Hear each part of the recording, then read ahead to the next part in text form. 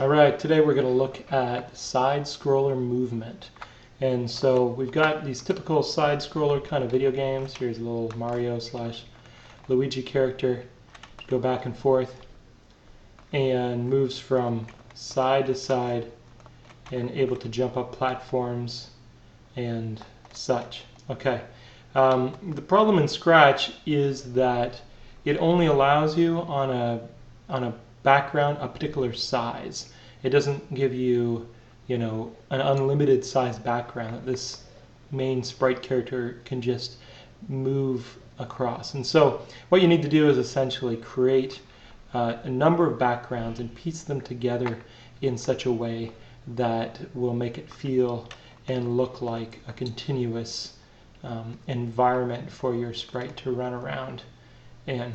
Okay, so we're going to start with I'm going to close this one out and start with the video tutorial cat that we had from last time and a little bit of a side scroller movement. I sure hope that you would use something a little bit more interesting than the cat when you do yours, but the other thing that I'm going to change here, just to give him a little bit of character, is also add in a little bit of movement so that when the cat is pressed, then it looks like the legs are moving. So let's animate that a little bit by creating another when clicked that senses if the right arrow, and we're just gonna, on this one it's pretty easy, we're just gonna next costume it, duplicate it for left arrow, put it into a forever loop, and now when we start it, now we should get a sense of movement. Now we could slow this down, of course, by creating any kind of wait function. Even sometimes a 0.1 can make a significant difference in making it look like it's a little more kind of normally animated rather than just kind of rushing through. So now we've got our character that runs, jumps, has a little bit of velocity movement to it. But how do we get it into other screens? Well, it's a little bit of a challenge in Scratch, and but to create a platformer, it's important to do. So I'll show you how to do that. Basically, it's two parts. One, you have to essentially lay out the backgrounds, and two, you have to change some of the script in the main movement of the sprite. So let's look at the backgrounds first. Right now we just have one background, it's sprite 2. I'm going to call this 1A, and I'll explain that in a moment. It's going to be our first background that we're going to work with. Essentially what you will do is that you will lay out a grid in your head or on paper of a number of backgrounds that will lay out side by side, and then you need to be able to control where those backgrounds essentially are going to be placed as the character scrolls around. So first you lay out the background, you won't be able to see the change, and then I would recommend working with a side scroller. So we'll start with the first background here. I'm going to create a slightly different script on this one. So instead of going to 0, 0 each time, when this is clicked, we're going to go to a particular place on two variables. Okay, so we're going to create these variables. One is going to be called scroll x for the x change, scrolling the background, and the other one is going to be called scroll y for the y change and scrolling the background. Essentially what you're doing, rather than moving the character around, you're going to move the background around the character. Kind of like that if you had somebody in a room, there's two different ways to get them to the wall. One seems easier, you just move the person to the wall. The other thing that you could do is actually move the room around the person. Now that's, in the real world, that's very difficult, but in the Scratch world, it's just a matter of just changing just a couple of objects. So we've got these two scroll x, scroll y situations. I'm going to set scroll y and scroll x at the beginning to 0. Okay, so that this we'll begin right at our first layout here. And then I'm going to make this sprite, which is basically, we don't use the backdrops, we use sprites for our backgrounds. I'm going to have this sprite go to essentially these two areas of scroll X and scroll Y, except it's not just scroll X, scroll Y. It's going to be laid out in a grid. You remember that this is X and Y. Essentially our X width is 480, our Y height is 360. Okay, so it's 180 up and 180 down, and then 240 right, 240 left. And so we're going to basically lay out a grid using those numbers. And so this is how it's going to work. With our go-to, we're going to create use operators and bring in a plus as well as a multiplier. And we're going to do our scroll X. It's always going to be scroll X, whatever this number is, this variable is, plus the difference in where we want the X to start. So we're going to do 480 multiplied by, first time through we're just going to do 0. We're going to start way in the bottom left corner. All right. I'm going to just go ahead and duplicate this. Do the same kind of thing for scroll Y in here, or you can right click here and change that to scroll Y, and this time 360 because that's the full width of or height of a screen. So we're going to do scroll Y, scroll X, scroll Y, and this is actually going to happen in a forever loop. So over and over again, it's going to check, see if scroll X has changed. It's going to add it to either 0 at the beginning, picture it in the bottom left-hand corner of a grid, of as many grids as sections that you want of 480s, and it's going to start at the bottom left-hand corner of scroll X plus 0 and scroll Y plus 0. So whatever scroll X is plus 0 and scroll Y. I guess it's really here is a 0 point. And then as you lay out these grids, you will increase one or both of these numbers. Let me show you how that is. And this is why I started with 1A.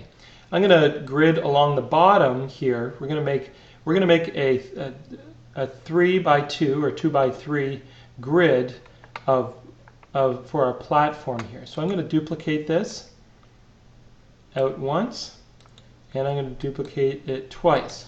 This one I'm going to call 2A. This one I'm going to call 3A. Okay. Now on the 2A platform, you see that it's landing there. It doesn't really matter at this point. On our 2A script, I'm going to change this so it's going to start on the full next screen over, X screen over. So I'm going to change that to a 1. I'm not going to change the Y because we don't want to go up yet. And then on the 3A, I'm going to change this to a 2 because it's going to start the next full screen over again.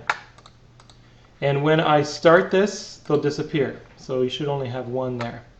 Now what I'm going to do, so we have these essentially our bottom 3 of our grid laid out here. I'm going to change this first one so we have a wall over on the left hand side. So I'm going to just kind of create a wall on the left hand side so our sprite doesn't fall off the edge. And then another one way over on the right hand side. And so we can also kind of see how this would start to kind of take shape. Now you can see what happens. It's not going to work yet, but you can see now we've got our sprite inside this situation here, and can't get to those other layers yet. That's because we're still moving the sprite rather than moving the background around the sprite. Okay, so we've got our 3 backgrounds laid out. Let's go back to our sprite, and it's actually pretty easy. We're going to take out the changes that happen in Y for this particular sprite. So once we take out the change Y, then we're going to take out our change X. Okay, so now essentially nothing's going to happen except for some change in direction right now. Not going to be any jumping. or any change in y or x, all right?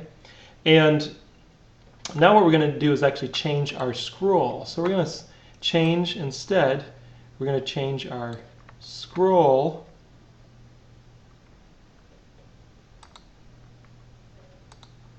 y, and stop this so our cat doesn't fall.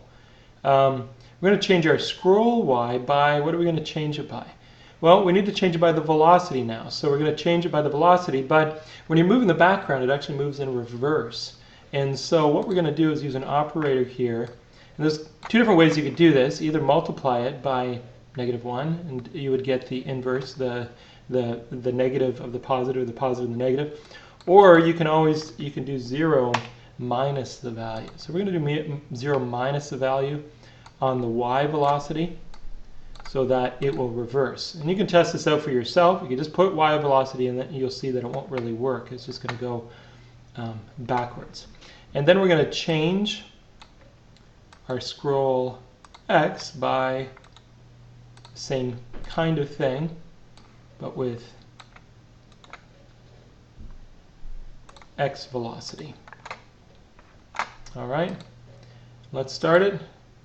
Got our dude stopping, and now you can see he's kind of running across. We should get to the end. There we go. Now he's still going to walk off the end here because we don't have any senses on this dude yet to know when it comes to the end of a scroller. And you can see when he jumps. Now you are going to see, I don't think there's any way around this. You'll see down here as he jumps, down here on the edge, there's a little bit of glitching around the edge corners. I have not seen any way around this in Scratch, just part of the limitations of the program. The one thing that you can do, that good programmers do, is that later on they could put some sort of border around the main sprite, make it go to the main sprite to kind of clean that up so that you don't really see the edges at all, and that kind of works. Okay, so now we have our side scroller back and forth. And we could, into this middle costume now, we could either add a platform, or I could duplicate this one out, and I could create a platform, a completely separate sprite. Still going to go to this section here. When I go to costume, I'm going to delete what is there, and I'm just going to add a couple of little platforms, okay, that will go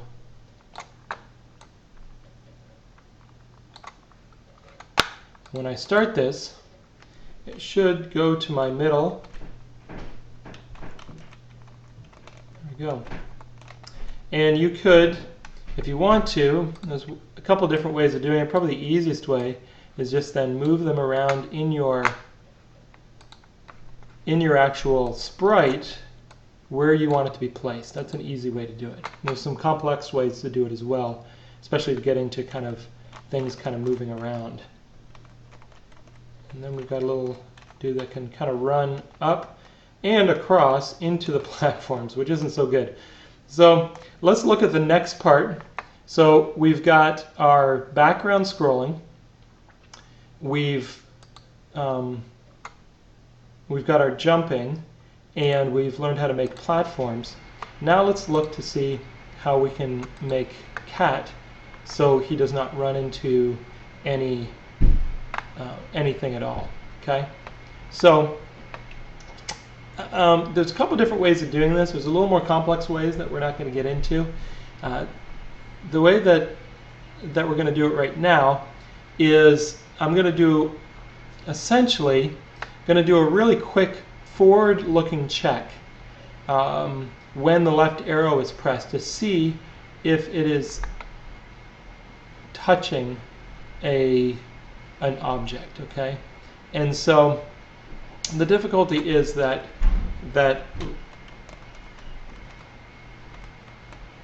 right now you have on the vertical, you have green, and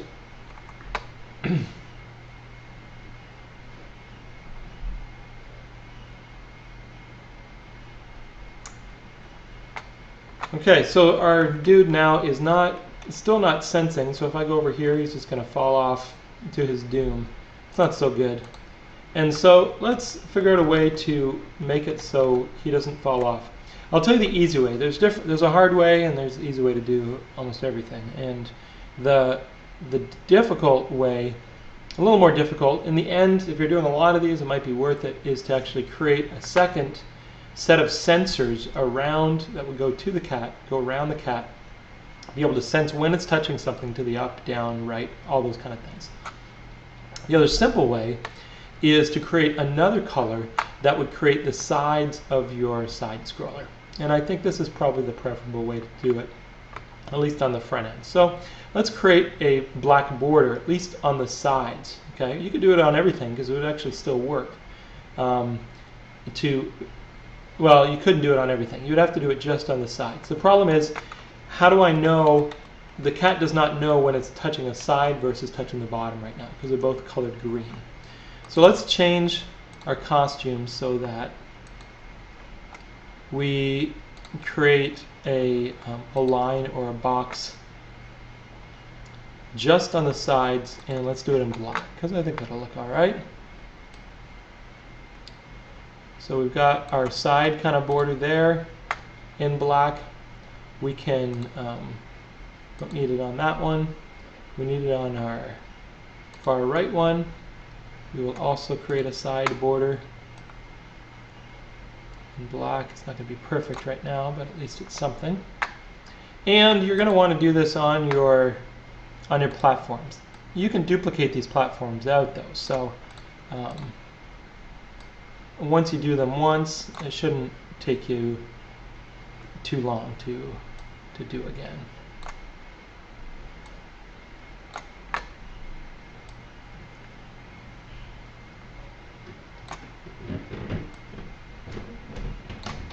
And you can experiment with doing a different color on the bottom. You may want to be able to sense when it's going up from the bottom versus to the side. But for right now, we're just going to put this on the bottom as well. And this is not going to be perfect, but it'll work. At least should work.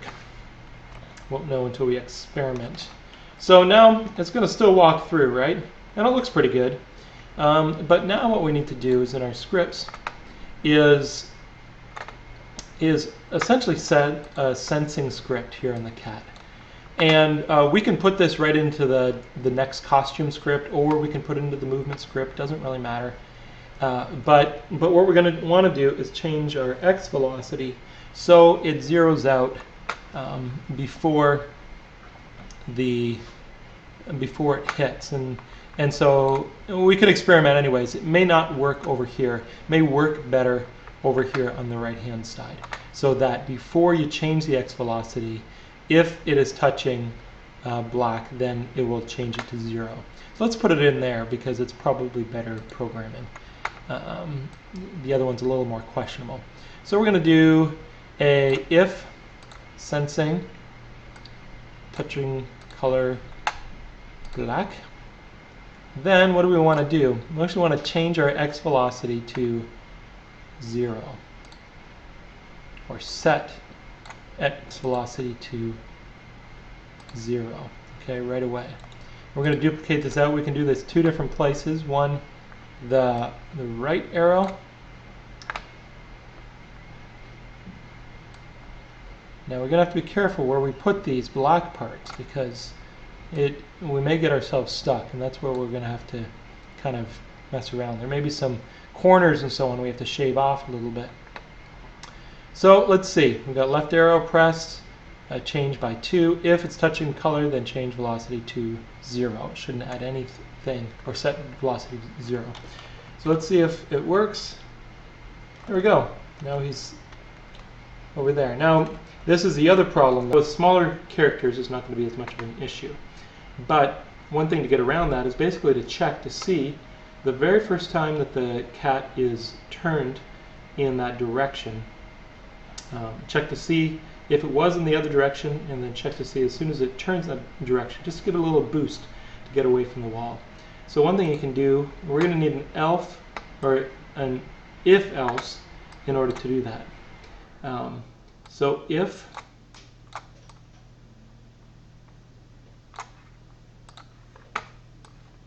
equals, I'm going to check the direction down here, pointing the direction 90 degrees, that's left. So if when the right arrow is pressed, the direction is left, then we're going to point it in the direction, because there's no sense in doing that every time. And we're going to give it a little bit of a boost here, maybe 10 in that direction. Now we put it in the if-else because we don't want the last thing for it to get is the 0. Setting the velocity to 0, or by changing the velocity.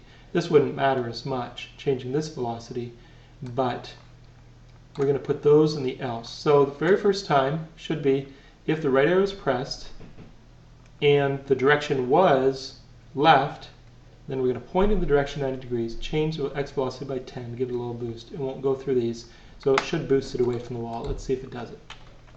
So we've got our cat running around, jumping, stops.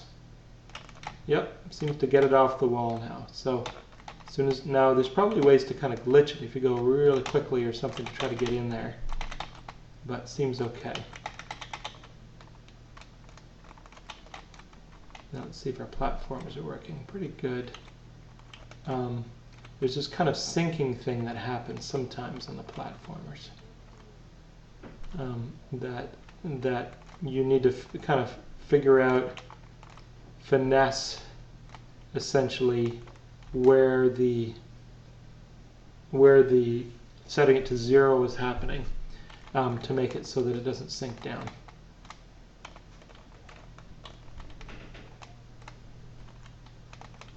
But it's working pretty well. Just we're going to have to do a little debugging with the kind of the syncing of the platforms. But hopefully that's enough to get you started in terms of laying out your platformer, in terms of getting the movement. And the one last thing we're going to look at is how to put, we have our 3 platforms on the bottom.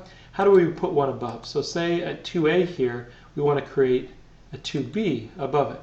So let's duplicate this one. So 2A, we're going to call this 2B. And then in the script of 2B, instead of adding one more to the X, we're going to add one to the Y. So,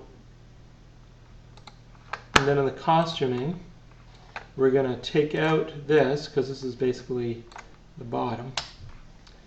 And let's create a few, and I'm not sure if these are going to line up or not, but let's create a few more little platforms to kind of maybe jump on. And perhaps put a couple of clouds up here in the sky.